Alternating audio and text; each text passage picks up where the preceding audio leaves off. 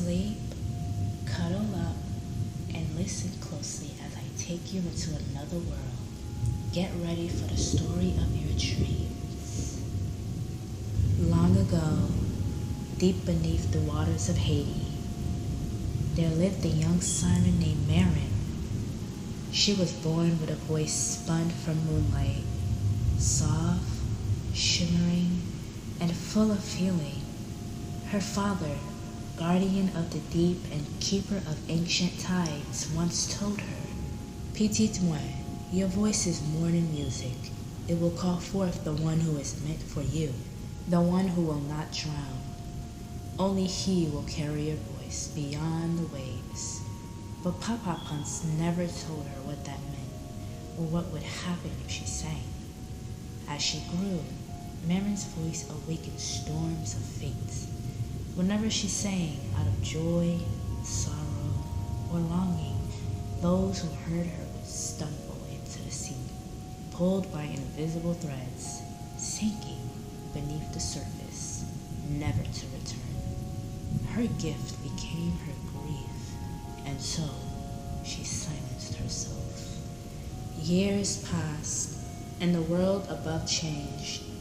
Men came with ships, great floating beasts with iron teeth, and began scraping the ocean floor, tearing coral apart, stealing pearls, poisoning the waters. Marin's people began to fade. The seas grew dim. Her heart, heavy with guilt and silence, could no longer hold its pain.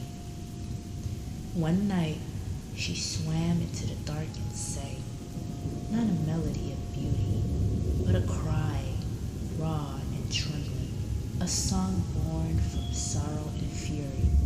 Her voice surged through the waves, trembling the bones of the earth. Above, sailors froze.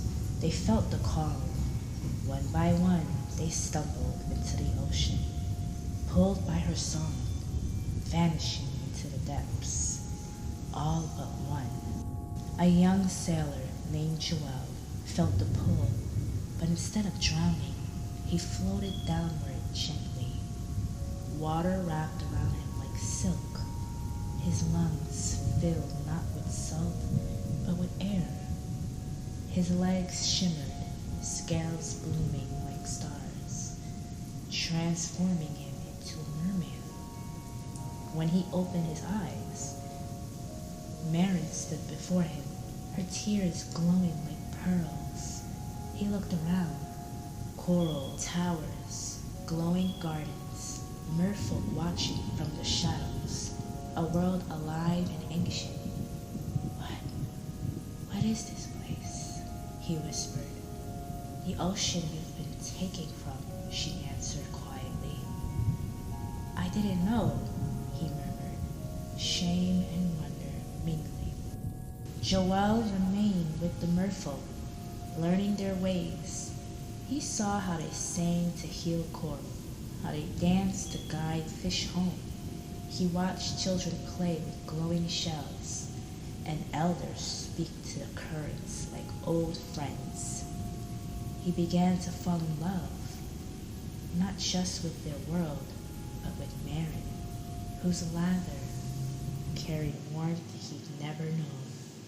And she too began to soften. His presence did not bring death, it brought peace. She began to sing again, softly, trusting her voice for the first time. But soon ships returned.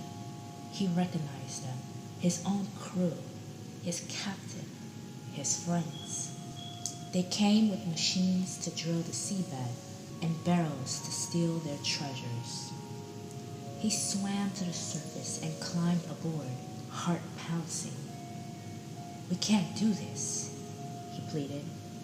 "There's life below, people, beauty, balance. If we destroy it, we destroy ourselves." But they laughed. "You've gone soft," his captain sneered. "There's no such thing as sea people. It's just water and gold beneath it." Joel looked around. Faces he once trusted, saw greed where friendship had been. In that moment, he understood the truth. He was never meant to drown because he was meant to change. He faced an impossible decision. Return to the crew, betray the merfolk, and live a life built on lies, or defend the ocean, risking everything, his home, his people, his past. He chose love. He chose truth. Joel summoned the voice Marin had given him, her melody living inside his soul. He sang her song, a human singing a mermaid's truth, and the sea answered. Waves rose not to destroy, but to wash away the machines, the nets, the poison. The crew scattered, their hearts struck by awe and fear. The ships turned back, never to return. Joel swam beneath the waves, back to Marin. The sea was calm again, glowing with light. Her people welcomed him as one of their own, the bridge between worlds.